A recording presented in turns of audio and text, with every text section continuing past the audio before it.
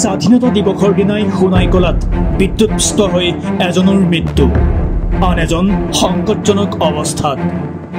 বঙাইগাঁও জিলাৰ মানিকপুৰ আৰক্ষী থানাৰ অন্তৰ্গত বিজনী বিদ্যুৎ সংমণ্ডলৰ অধীনস্থ সোণাইকলাত এক মৰ্মান্তিক ঘটনা সংঘটিত হৈছে।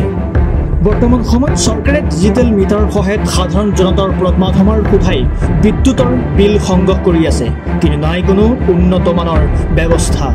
মাত্ৰ 100 মিটাৰ তাৰতেই 5ৰ পৰা 6টা পৰ্যন্ত জোৰা লগাই, যাৰ ফলত সঘনাই দুৰ্ঘটনা সংঘটিত হৈ আহিছে। বিদ্যুৎপৃষ্ট হৈ 3 সন্তানৰ পিতৃ গায়েব আলীৰ মৃত্যু। মই ৰাতিপুৱা টোপনিৰ পৰা উঠাৰ পাছতে ইফালে চিলাচিলি শুনা পাইছোঁ। শুনা পাই যাই দেখোঁ যে বিদ্যুতৰ যিটো তাৰ আছিলে, 2 তাৰ যিটো আছিলে, তাৰ এখন ৰাতি চিৰি পৰি আছিল আৰু এইটোত লাইন আছিল। তে এটা বাচ্চা ল'ৰা এইটো মানে ঘুমৰ পৰা উঠি এই তাৰৰ ফালে গুচি গৈছে, যাই মানে তাক মেৰিয়াই ধৰিল। ধৰাৰ পাছত তাৰ ঘৰৰে ককা আছিল না কিবা আছিলে গাৰ্জেনজনে, তেওঁ মানে তাক এৰিবলৈ গৈছে। বাহিৰে কিবা কোবাই দিছিল, এৰি যাওঁতে তাৰটো আৰু ওপৰত তাৰকে লাগি ধৰিল। ধৰাতে তেওঁ এক্সিডেণ্ট হৈ তাতে মৃত্যুবৰণ কৰিলে। কাৰণ যিখিনি তাৰ আমাক লগাই দিছে গাঁৱত, সেই তাৰখিনি এটা তাৰতে 3-4টা জইন মাৰি দিছে।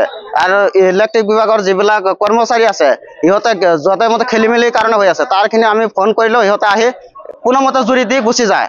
এইটো বিভাগৰ আমাৰ এইটো দায়িত্ব ল'ব লাগিব। যেটো ফেমিলি আছে, ফেমিলিটোৰ দায়িত্ব ল'ব লাগিব। এই চিঙা তাৰবিলাক আমি যদি লাইনৰ মানুহগিলা আহে, আমি যদি কওঁ তাৰবিলাক ভাল কৰক, এই মানুহগিলা কিয় দায়িত্ব নলয় আৰু মানুহগিলা তাৰবিলাক কিয় ভাল নকৰে? এই মানুহবিলাক একদম মানে বদমাছ মানুহগিলা, কামগিলা ভালকে নকৰে। তাৰগিলা গোটাই তাৰগিলা চিঙা আছে। আৰু এই মানুহটা যদি আজি মৰিল, আজি মানুহৰ এই দায়িত্বটো কোনে ল'ব? চৰকাৰে ল'ব লাগিব। চৰকাৰে এইটো পৰিপূৰ্ণভাৱে ল'ব লাগিব। আমি যদি নলয়, তেনেহ'লে কিন্তু আমি আইন নিজৰ হাতত আমি হাতত ল'ব লাগে বাধ্য হ'ম। আমি এই যদি লাইনৰ মানুহ আহে, কিবা বিদ্যুতৰ কিবা বিলৰ কাৰণে আহে, আমি হাত ল'বৰ কাৰণে আমি বাধ্য হ'ম। মই এইটো সঁচা কৰি কথা কৈছো, আমি মিছা কথা কোৱা নাই। যদি এইটো যদি নলয় যদি